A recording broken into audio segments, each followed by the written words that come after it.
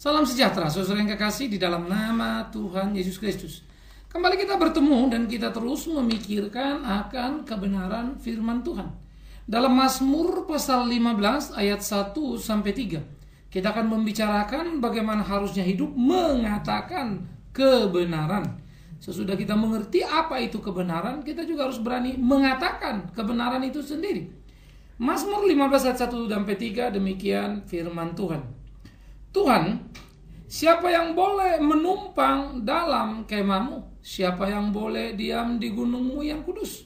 Yaitu dia yang berlaku tidak bercela, yang melakukan apa yang adil, dan yang mengatakan kebenaran dengan segenap hatinya, yang tidak menyebarkan fitnah dengan lidahnya, yang tidak berbuat jahat terhadap temannya, dan yang tidak menimpakan cela kepada tetangganya. Nah, pada waktu kita memikirkan bagian ini, di dalam membicarakan sesuatu kebenaran menjadi sebuah prinsip penting yang tidak bisa kita abaikan. Saudara-saudara, kebenaran harus menjadi sebuah kebenaran yang mempunyai sifat yang mutlak. Karena kerelatifan yang mewarnai kebenaran adalah sebuah kengerian yang akan mematikan. Kenapa? Karena kalau sesuatu yang relatif dikembangkan menjadi kebenaran, maka kebenaran yang dikembangkan pun akan bersifat relatif. Karena namanya relatif.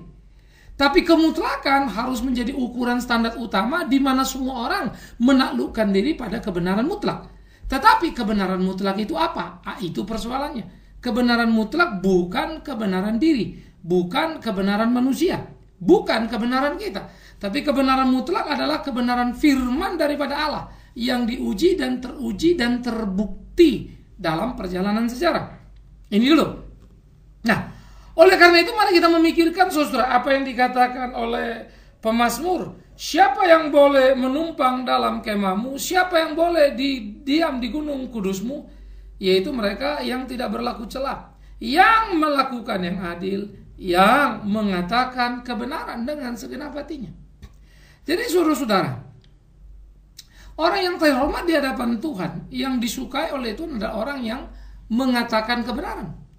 Ia tidak mendiskonnya, dia tidak mengurang-urangi ataupun menambah-nambahi, tetapi dia mengatakan kebenaran sebagaimana kebenaran yang didaulat oleh Allah, menjadi kebenaran yang mutlak tadi itu yang tidak bisa dibantah, tidak bisa diganggu-gugat.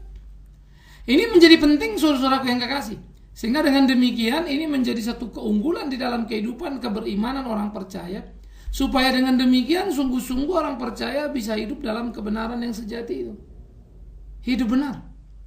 Nah, kebenaran ini yang harus kita tumbuh kembangkan dalam kehidupan kita. Yang harus kita jalani, yang harus kita lakoni. Kebenaran yang harus menjadi nilai tinggi dalam kehidupan anak manusia. Nah, katakanlah kebenaran itu. Nah, keberanian mengatakan kebenaran itu yang menyukakan hati Tuhan. Itu prinsip pertama. Tetapi awas, yang kedua, menyatakan kebenaran firman Tuhan bukan berarti menyenangkan hati Tuhan tok. Tapi di sisi lain, dia bisa menjadi sebuah tuntutan atas keberanian karena bisa menimbulkan ancaman. Nah, jadi saya pikir mengatakan kebenaran, saudara jangan pikir satu sisi memang dia menyenangkan Tuhan, tapi sisi yang lain dia bisa membahayakan diri. Nah, di sini akan timbul pergumulan-pergumulan serius, saudara. Bagaimana ya? Kalau kemudian saya berbahaya, oke, Tuhan dimuliakan, tapi saya berbahaya. Nah, pilihan-pilihan ini tidak akan terhindar dalam hidup kita. Karena itu kalau mau menyenangkan Tuhan, ya harus saudara menyatakan kebenaran. Maka waktu saudara menyatakan kebenaran terus-menerus dalam kehidupan, menyatakan kebenaran dimanapun, kapanpun, pada siapapun, dalam situasi apapun adalah penting. Sehingga dengan demikian Tuhan mengenali kita dikenali oleh Tuhan, kita menjadi anak Tuhan yang menyenangkan hati Tuhan. Tentu adalah kebahagiaan hidup bisa menyenangkan hati Tuhan. Tentu adalah kebahagiaan hidup kalau hidup kita ya dikenali oleh Tuhan sebagai orang yang mencintai kebenaran. Namun satu sisi tadi akan menghadapi sisi yang lainnya, bagaimana ancaman juga akan datang. Tekanan, fitnahan, bahkan pembantaian. Karena kebenaran yang diungkapkan, karena kebenaran yang dinyatakan. Nah, kalau begitu saudara-saudara yang kekasih, menyatakan benar ternyata berisiko. Iya, karena tidak ada menyatakan benar yang tidak berisiko. Karena tidak ada mau ikut Tuhan, hidup dalam kebenaran yang tidak berisiko. Nah, risiko ini juga harus dipahami. Jadi saudara tidak boleh hanya mengerti satu sisi, lalu kalau saudara kemudian hidup benar begitu ya. Karena saudara hidup benar, ada berbagai persoalan yang timbul yang mempersulit diri saudara. Lalu nanti saudara marah, lalu kecewa, lalu bilang, loh kok gini? Aku mau benar, mau melakukan kehendak Tuhan, kok begini, kenapa nggak begitu, dan seterusnya. Nah, saudara mesti menyadari akan ancaman. Saudara kan mesti menyadari akan keseriusan daripada tantangan yang kita hadapi dalam kehidupan. Nah, karena itulah menyatakan kebenaran menjadi sesuatu kepentingan yang sungguh dalam hidup kita, yang tidak boleh kita abaikan dalam kehidupan ini, yang harus kita lakukan, yang harus kita ungkapkan, sehingga kita jangan sampai kalah dalam hidup kita. Nyatakan kebenaran. Nah, saudara-saudara yang kekasih, bagi saya kalau kita menimbang misalnya ya, oke, saya menyatakan kebenaran itu menyenangkan hati Tuhan, tapi menyatakan kebenaran mendatangkan ancaman. Kalau kita timbang misalnya, mana lebih menguntungkan? Tetap kan jauh lebih jauh menyenangkan hati Tuhan. Sehingga memang ada akibat, konsekuensi, atau istilah orang bilang harga, walaupun saya tidak terlalu suka dengan istilah ini, tidak terlalu cocok begitu ya. Tetapi oke, kita pakai saja dulu sementara. Harga yang harus kita bayar itu, yaitu bagaimana kita menderita karena kebenaran atau susah. Saya katakan saya tidak terlalu suka memakai istilah harga, karena memang itu adalah bukan price yang kita bayar, tapi justru itu adalah sebuah kehormatan. Nah, itu ya, harus kita memandang kehormatan. Maka kalau kita memandang harga, mestinya itu yang memang membuat kita menjadi kurang suka. Aduh, harganya terlalu mahal. Tapi kalau kita memang memahami itu sebagai kemurahan Tuhan, boleh ikut merasakan apa yang dirasakannya ketika datang di dalam kehidupannya di dunia menjadi sama dengan manusia. Ya, maka sebetulnya apa yang kita lakukan kan kehormatan, boleh mengikuti atau menapak tilas di jalan yang dijalani oleh Tuhan Yesus, boleh melakoni kehidupan seperti yang Tuhan Yesus mau. Itu menyenangkan. Nah, oleh karena itu, betapa menjadi indahnya dalam kehidupan kita kalau kita melakoni hari-hari kita sesuai dan seluruh dengan kehendak Tuhan kita, sehingga hidup kita sungguh-sungguh menjadi sebuah hidup yang memuliakan namanya, yang menyenangkan hatinya. Nah, inilah yang mestinya kita pikirkan bersama-sama, saudara, di dalam kehidupan kita. Sehingga dengan demikian, kita bisa melakukan apa yang menjadi kehendak Tuhan, kita bisa menjalani tiap ketetapan Tuhan, dan itu menjadi sesuatu yang menyenangkan dalam kehidupan kita, sehingga sungguh Tuhan dipermuliakan di dalamnya. Nah, inilah indahnya hidup di dalam kehidupan menjalani atau menyatakan kebenaran itu. Sehingga kebenaran yang memerdekakan sebetulnya membuat kita kuat menanggung penderitaan yang muncul karena kebenaran. Karena kebenaran memerdekakan kita dari rasa penderitaan sehingga menikmati kebenaran sebagai sebuah kehormatan. Itu kekuatan. Nah, karena itu saudara perlu tahu memang ada konsekuensi hidup menjalani kebenaran, tetapi bukan untuk ditakuti, melainkan untuk dipahami betapa itu justru merupakan kehormatan bagi diri. Boleh menderita untuk Dia. Nah, ini menjadi menarik. Oleh karena itu, saudara yang kekasih, menyatakan kebenaran yang bersifat mutlak adalah menyenangkan hati Tuhan. Menyatakan kebenaran itu membuat hidup kita berkenan di hadapan Tuhan. Tetapi ketika kita menyatakan kebenaran untuk hidup berkenan di hadapan Tuhan, ada konsekuensi yang muncul. Ingat, itu bukan harga yang terlalu luar biasa, atau sama sekali bukan sebuah harga, tetapi justru merupakan kehormatan. Karena apapun nanti yang kita alami akibat tekanan atau himpitan karena mengatakan kebenaran, hanyalah apa yang sudah dialami oleh Yesus Kristus Tuhan, dan tidak sebanding. Ya, karena sampai kapanpun kita menderita sama dengan penderitaan Kristus, nggak akan pernah bisa. Karena posisi atau kondisi penerimaan terhadap dosa itu beda kan. Yesus berdosa dalam ketidakberdosaannya sehingga dihukum dalam dosa yang ada, yang bukan dosa Dia. Kita dihukum dalam keberdosaan kita, dan dosa yang memang juga banyak kita lakukan dalam hidup ini. Jadi beda sekali. Kita sudah layak dihukum, Dia tidak. Tapi kalau Dia yang tidak layak dihukum itu menerimanya, mengapa kita tidak? Jadi jangan takutlah menyatakan kebenaran, tetapi sadarilah ada konsekuensi besar di dalam hidup benar atau menyatakan kebenaran itu. Itu penting. Sehingga di dalam bagian yang dua sisi tadi ini, saudara, Yang pertama, kedua, kita tidak bisa mengabaikan itu. Maka di bagian yang ketiga, kita mesti menyatakan kebenaran itu secara kontinu dan konsisten dalam kehidupan ini. Jangan sebentar iya, sebentar enggak. Itu juga tidak baik. Nah, ini yang perlu untuk kita pikirkan sama-sama. Mari kita nyatakan kebenaran itu terus-menerus. Jangan hanya pada posisi ketika kita memang lagi enak, tenang, gak butuh apa-apa. Kayaknya kita hebat, lalu kita ngomong benar. Tetapi ketika ada situasi yang pelik, kita kejepit, kita menipu kiri kanan dan ngomong tidak benar. Lalu klaim lagi itu tetap benar. Nah, itu bahaya. Saya kira apa yang bisa kita lihat di sekitar kita adalah hal-hal yang menyedihkan bagi saya. Ya, ada satu kisah dari seorang guru yang berkata, ya, tentang muridnya. Nah, ringkas cerita, ada satu orang yang kemudian berjalan di pasar, lalu ada seorang tukang kain bertemu dengan dia. Tukang kain lagi berdebat dengan kawannya. Kawannya bilang 8 kali 3, 24. Tetapi tukang kain ini berkata 8 kali 3, 23. Si murid yang berasal dari guru terkenal ini tentu berkata, diminta pendapatnya begitu ya. Lalu dia bilang 8 kali 3 itu 24. Dia menyatakan hal yang benar kan ya. Tetapi tukang kain itu ngotot, tidak mungkin. Mari kita ke guru. Kalau 8 kali 3, 24, potong leher saya, kata dia. Tetapi kalau 8 kali 3 itu 23, kamu tidak boleh lagi menjadi asisten guru. Tentu saja si murid dengan yakin berkata tidak mengapa. Mari kepada guru. Karena dia yakin sekali 8 kali 3, 24. Dan itu memang faktanya, itu kebenarannya. Ya. Maka pergilah si tukang kain dan si murid ini menghadap kepada guru. Guru besar ditanya, 8 kali 3 itu berapa? Tukang kain bilang 23, murid bilang 24. Mana yang benar?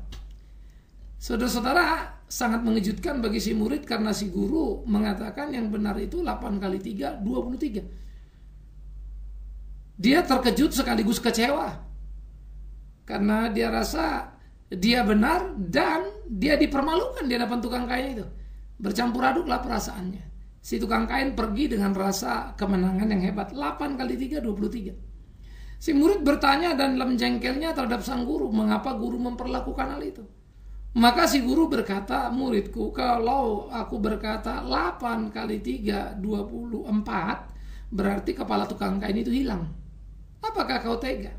Itu sebab aku berkata 8 kali 3, 23, supaya kepalanya tidak hilang. Si murid terdiam, saudara. Jadi, untuk menyelamatkan orang itu, si guru berkata tidak benar. Tetapi ketidakbenaran perkataan si guru menjadi sebuah tindakan yang dianggap benar karena menyelamatkan orang itu dari hilang kepalanya. Pertanyaannya, apakah si guru menyatakan kebenaran? Wah, orang banyak sekali seserah mengutip ini, lalu bercita kisah kiri kanan hebat dan luar biasa. Dan tidak kurang-kurang orang Kristen. Ini menganggap sebuah bijaksana yang hebat. Nah, buat saya menjadi sesuatu yang menyedihkan. Kenapa menyedihkan? Tentu saja sangat menyedihkan. Apalagi kalau orang Kristen bisa berpikiran begitu. Mengapa? Mari kita pikirkan dengan sederhana, saudara-saudara. Kalau 8 kali 3 itu 24, ya 24. Sampai kapanpun itu fakta dan kebenaran. Lah, kalau kemudian misalnya sang guru tadi berkata 24, berarti hilang dong kepala tukang kain itu. Salah. Itu pikiranmu, itu pikiran dunia. Dalam pikiran surga itu lain. 8 kali 3, 24. Yes, 24. Berarti hilang kepala dia. Tidak. Kenapa? Karena ada pengampunan. Apakah kebenaran harus mengabaikan belas kasihan? Tentu tidak. Kita ampuni. Jadi kamu salah tahu. Sekarang kepala kamu hilang. Iya, tidak mengapa. Kepala kamu tidak perlu hilang. Tapi semoga kamu belajar. Justru akan memberi pendidikan kepada dia dari segi edukasi. Sebaliknya ketika si 8 kali 3, 23 si tukang kain pulang bangganya tepok-tepok dada, Anda sudah membunuh dia. Karena dia tenggelam dalam kesalahannya. Dia akan bertanding lagi dengan orang lain dan dia akan ngotot lagi. Dan akan panjang rentetan orang yang dipermalukan di depan guru oleh sang guru hanya karena berpikir dia bijak dalam hidupnya. Hanya karena berpikir dia bertindak benar. Jadi kalau dia punya ada orang lain lagi, sekarang tukang kain dengan tukang sate, tukang kain dengan tukang bangunan misalnya ya, lalu dibawa sama si tukang kain menghadap guru, semua kan ngotot 24, guru bilang 23, supaya kepalanya nggak hilang, ya 23 lagi, berapa puluh, berapa ratus, berapa ribu orang bisa dipermalukan. Maka kebenaran yang bersifat mutlak tidak seperti itu. Dia tidak mempermalukan, dia memerdekakan. Nah jadi terhadap fakta itu 8 kali 3, 24. Tidak perlu bilang 23 hanya supaya kepala dia tidak hilang. Karena untuk soal kepala hilang ada pengampunan. Tidak selalu Anda karena benar lalu Anda merasa berhak untuk memenggal kepala orang. Kan begitu kan. Karena Anda yang benar penuh cinta kasih. Itu kekristenan. Hebat ya? Luar biasa. Sehingga dia mempunyai solusi yang sangat hebat. Karena apa yang saya sebut tadi, ketika itu dianggap benar, karena kalau dibilang 8 kali 3 itu 24 hilang kepala tukang kain, tetapi saya katakan tadi kan, menjadi amat sangat tidak benar, jangan bilang benar. Karena dia sudah mendidik si tukang kain, tenggelam dalam kesalahan, bangga dalam kesalahan, dan akan terus bertanding dengan orang lain tadi. Lalu si guru tetap akan berkata 23, maka berapa banyak orang-orang lain yang akan jadi korban? Karena kebenaran diputarbalikkan. Hanya untuk sebuah kebaikan yang tidak baik. Kebaikan yang tidak benar, ironis. Nah oleh karena itulah, saudara-saudara yang kekasih di dalam Tuhan, pergumulan kehidupan orang-orang di tengah kehidupan zaman ini mestinya menjadi sebuah pergumulan yang serius untuk mengatakan kebenaran. Jangan coba-coba mengutak-atik, memodifikasinya. Tampak bijak tapi sesungguhnya sangat tidak bijaksana. Ya itu namanya kalau ada istilah bilang itu sih bijak situ. Bukan bijaksana, bijak sini. Ya, bijak sini artinya bijak-bijaknya kita gitu ya. Kalau bijaksana bijak dari sana. Seringkali kita mau membijak-bijakkan diri yang tidak bijak. Sehingga kita terjebak dalam kesalahan. Nah, ironi itu akan semakin parah ketika orang Kristen tidak lagi mampu membedah, misalnya menemukan kebenaran unggulan yang sejati. Nah, itulah firman Tuhan yang hidup itu. Oleh karena itu, saudara-saudara yang kekasih di dalam nama Tuhan Yesus Kristus, mari terus kita menjalani kehidupan kita, bertanding dalam kehidupan kita, supaya kita bisa sungguh-sungguh memahami kebenaran yang utuh, sehingga sungguh-sungguh hidup kita menjadi hidup yang bermutu. Nah ini perlu, ini penting. Dan ini harus kita pelajari dalam kehidupan kita. Sehingga dengan demikianlah sebetulnya kita bisa mempunyai kelas yang cukup tinggi dalam hidup kita sehari-hari. Bagaimana hidup kita boleh menyenangkan hati Tuhan kita. Bagaimana kita bisa melakoni hari-hari kita sehingga kita tidak salah dalam kehidupan ini. Tapi kita bisa menemukan prinsip-prinsip yang benar. Sehingga kebenaran itu jangan dikurung, dinyatakan dalam satu situasi saja. Seperti kisah si murid tadi dan tukang kain itu. Itu kan sangat situasional, sangat relatif. Dikondisikan bagaimana si murid itu mengalami kengerian misalnya. Apa si tukang kain itu mengalami ancaman yang membahayakan. Sangat dikondisikan. Nah jadi, di dalam menyatakan kebenaran kita tidak boleh terjebak di situ.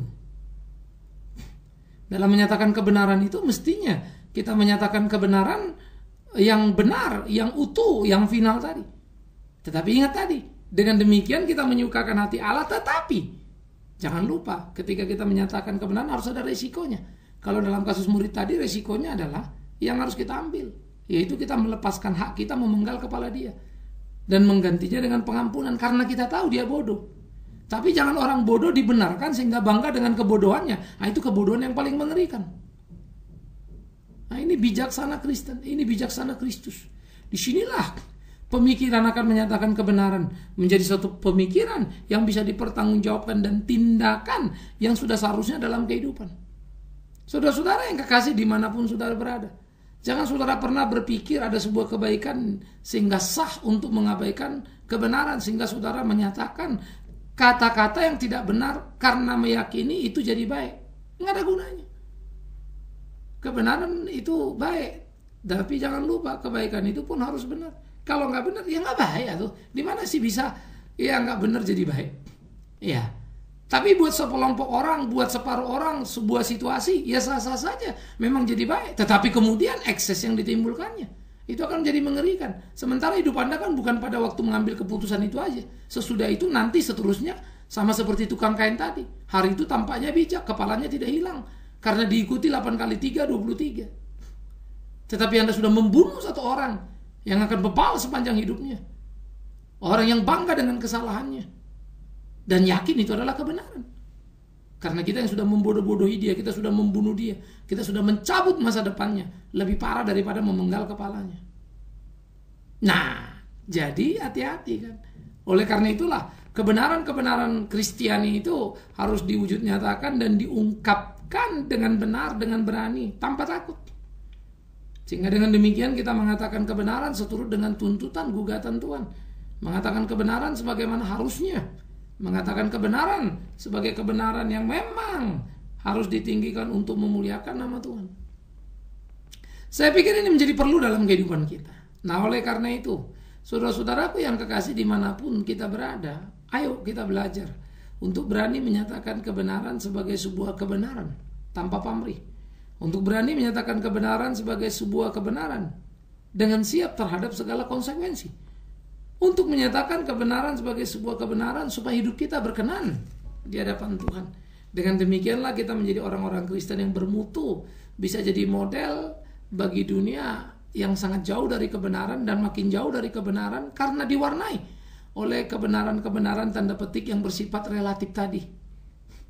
Yang salah menjadi dibenarkan hanya demi satu situasi atau kondisi yang sama sekali tidak mendidik.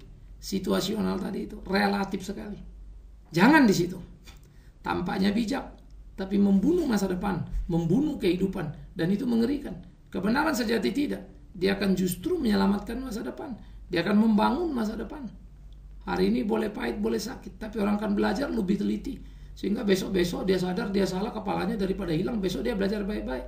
Nah, kalau tukang kain itu dikasih tahu dengan cara Kristen, pasti besok-besok dia nggak akan bikin salah lagi. Karena dia tahu 8 kali 3, 24. Nggak berani lagi ngomong 23. Kecuali kepalanya mau hilang. Dan dia bersyukur 8 kali 3, 24 dia tahu dan kepalanya tidak hilang karena dia diampuni. Besok dia hati-hati lagi kalau mau ngomong apapun dia akan pikir baik-baik. Dia nggak berani lagi sembarang taruhin kepalanya karena ternyata dia sadar betapa miskinnya dia dalam pengetahuan, ada yang kurang pada dia. Semoga Anda jadi bijak tanpa bijak-bijakan. Nah, temukan dalam kebenaran firman Tuhan yang bersifat final dan mutlak itu. Amin. Mari kita berdoa. Tuhan, kami bersyukur, kami berterima kasih karena Tuhan memimpin kami dalam tiap kehidupan kami, menerangi kami dengan firman Tuhan dan mengajar-ajari kami akan kebenaran sehingga kami mengerti apa yang menjadi kehendak-Mu dalam hidup ini. Tuhan, kami berdoa supaya Tuhan memberikan kami pencerahan sehingga hidup kami menjadi hidup yang memuliakan Tuhan. Karena itu tuntun pimpin kami dalam tiap langkah-langkah kami, ajar-ajari kami melakukan kehendak-Mu dalam hidup ini. Tuhan, kami serahkan segenap hidup kami, beranikan kami menyatakan kebenaran tanpa kompromi, tapi dengan bijaksana, tanpa pernah mengurangi apalagi menyelewengkan nilai kebenaran itu. Demi Yesus Kristus Tuhan kami berdoa. Amin.